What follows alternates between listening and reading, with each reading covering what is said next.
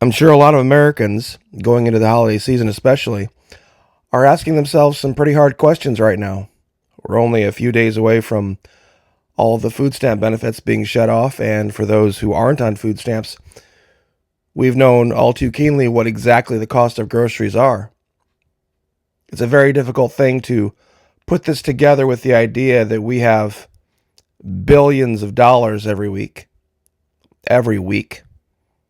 to export quote unquote freedom to the people of Venezuela that I could have swore would have died out by now.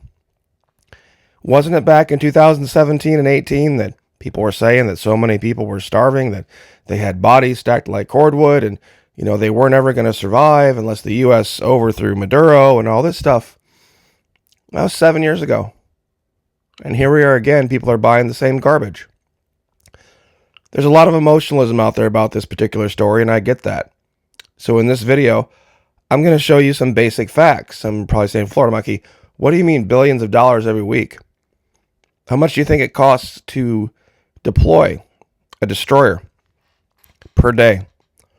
Much less what's going to end up being 6 destroyers, 2 cruisers, 3 amphibious landing craft, an aircraft carrier, 2 submarines, 2 littoral landing craft, and a host of other assets as well. All supposedly in the name of stopping cocaine and fentanyl. And I want you guys to pay attention to that. The idea coming from the president is that Venezuela and Colombia now are the primary shippers of fentanyl and cocaine into the United States, when that's provably factually false. And even out of his own mouth, Donald Trump, he was blaming China and Mexico just this past year, this past February. No mention of Venezuela or Colombia. No mention of Colombia at all 7 or 8 years ago when he tried this exact same thing. Let's get right to the facts, though, but real quick. If you'd like to support the channel over at Patreon, love to have you over there. We talk about this every time I do a video, and it's important to just let you guys know, without the Patreon channel, there wouldn't be a Florida Monkey YouTube channel anymore. It's just the way things have gone. I know things are rough out there, but whatever God puts on your heart, if anything at all, God bless. Best part is, fully refundable. Fully refundable, no questions asked. Not for a week, not for 2 weeks, 90 days. You have to pardon my voice. Got something again, not sure what it is. But fully refundable first 90 days, no questions asked, would take you all the way to the end of January. So, like I said, pray about it. Love to have you over there. Lots of stuff over there that gives you the ability. What do you get from those videos? The ability to see through psyops the minute that they get dropped. And the facts I'm going to show today are going to be proof of that. Now, without any further delay, let's get right to it. Military assets in the Caribbean region. Right now, there are 10 major naval vessels there, and another entire aircraft group on the way.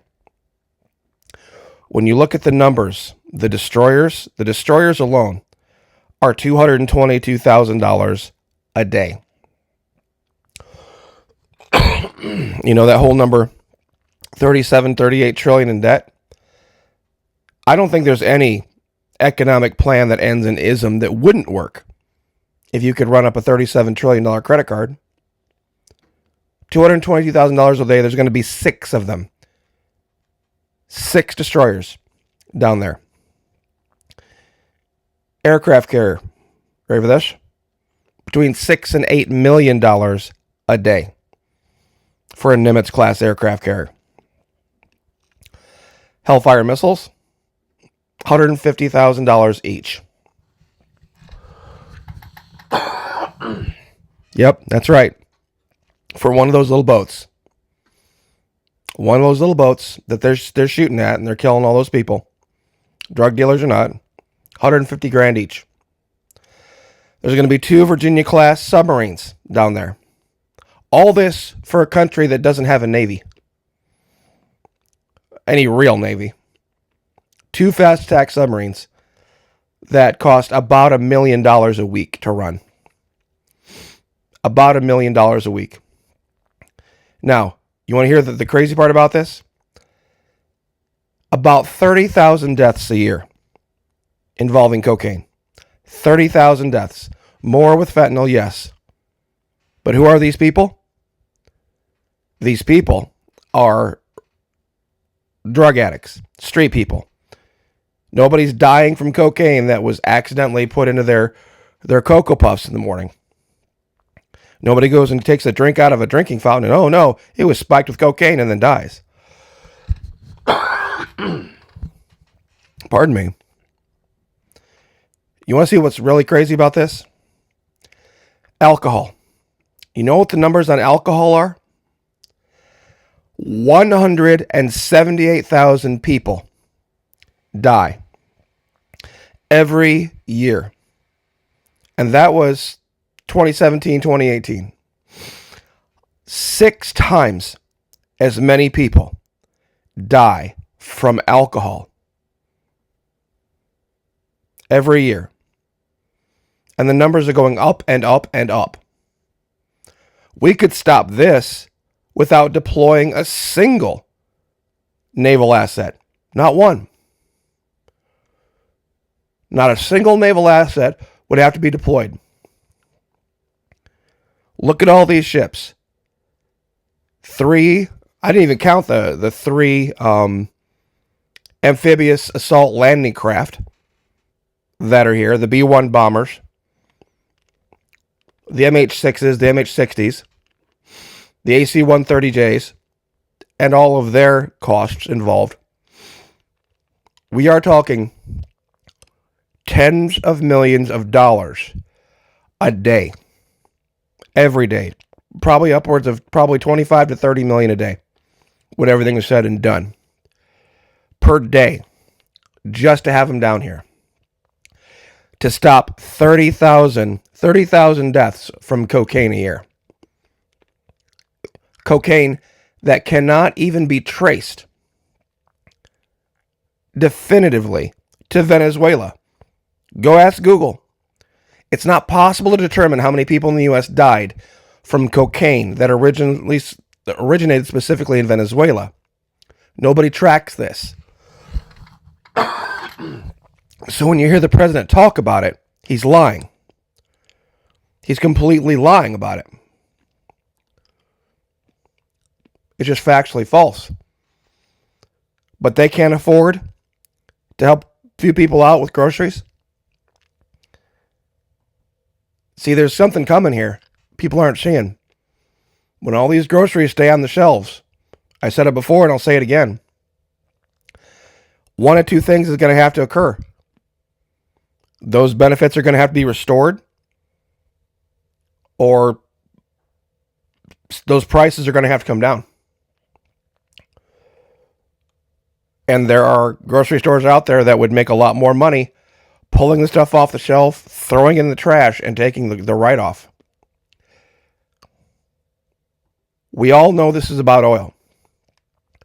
Everyone knows this is about oil. This isn't about protecting America. This isn't about freeing the Venezuelan people.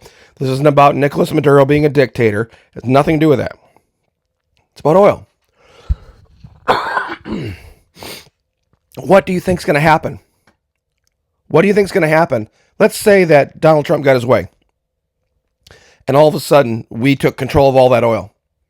And sent big oil down there. And they started glutting the world markets with oil. With cheap oil. What do you think happens to the price of oil? Well, of course, it goes down. Too much oil in the markets. Some of you think, oh, wow, that's great. Gasoline will go down. Trump kept a promise. You can't do it like this. There has to be a happy medium. How many of you are watching Landman? And understanding that there has to be a price in the middle. And I'm going to say this again, this whole thing that people don't think you live in a socialist country. You can't control the drilling, shipping, storing, refining, buying, selling, trading, and taxing of anything. Forget oil. And then say you don't control oil prices. Those of you out there arguing, the U.S. does not control the means of production. Horse shit. We absolutely do. The U.S. controls the means of production of everything that is produced in the United States. How is that the case? Try not paying your taxes as a business. See what happens. Try not adhering to regulations put down by the federal government. See what happens. Your business is closed. See what happens if you don't get the proper approvals. Your business will be closed. If you don't submit to inspections, if you don't purchase insurance in the amounts and from whom they say, you don't get a license to do what you're doing. Our farmers would have been gone a long time ago without U.S. government subsidies. Why do I say this? Is because people say, well, Venezuela is a country that finances itself by controlling its oil. That has always been the case. Even when Venezuela was the richest nation on the planet. People say, oh, if it just hadn't been for Chavez. The reason the U.S. embargoed Venezuela because of Chavez is because Chavez was about to make them a hell of a lot richer by getting the U.S. away from the IMF, away from the global elites. As rich as Venezuela was, it was going to get a whole lot richer, and they couldn't have that. That's the argument. I mean, if you want to talk about vice, or if you want to talk about corruption, the U.S. recorded $93.2 billion in legal sports betting in 2022. Yet there are people out there that say they can't afford groceries. Okay, maybe two different groups of people. But wait a minute. What should necessarily be the goal? You see, in freedom, in a republic that values freedom and liberty, people make bad decisions. Some people choose to kill themselves with fentanyl and cocaine and alcohol and driving too fast and overeating. And some people go broke spending money betting that they shouldn't. You can't use massive military force to stop people from doing things to themselves. And the last thing I'll leave with is this. We were a socialist country for a long time. Proudly so. Right after World War I, during World War II, there were top legal prices for things. There were ration stamps for things. There was rationing to keep the rich from getting too rich.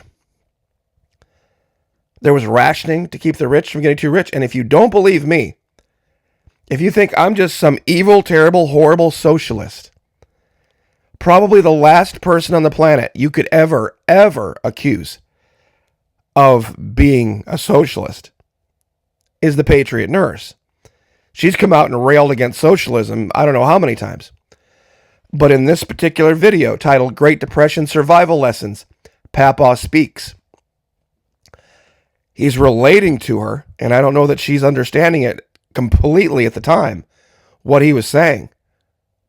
What he was relating to her was how socialism saved America and why he wouldn't be there if it hadn't been for socialism.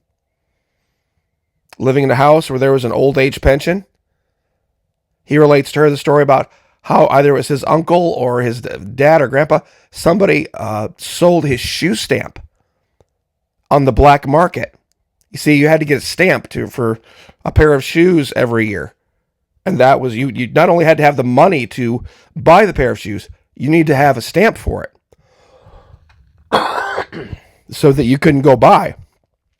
The rich couldn't go buy up all the shoes. It didn't matter how much money you had, but you had to have that shoe stamp. So those stamps went for big money on the black market. And so they needed the money, and he didn't necessarily need a new pair of shoes that year. So I believe it was his uncle, he said, that sold his shoe stamp. And she got quite a kick out of it. Folks, that was socialism. That was Socialism 101. So I'll leave that there. Sorry about my voice. It's just this time of year, every time. So God bless. Pray for each other. Pray for me. I'll pray for you. Lift each other up. Like, share, subscribe. I'll see you guys next time.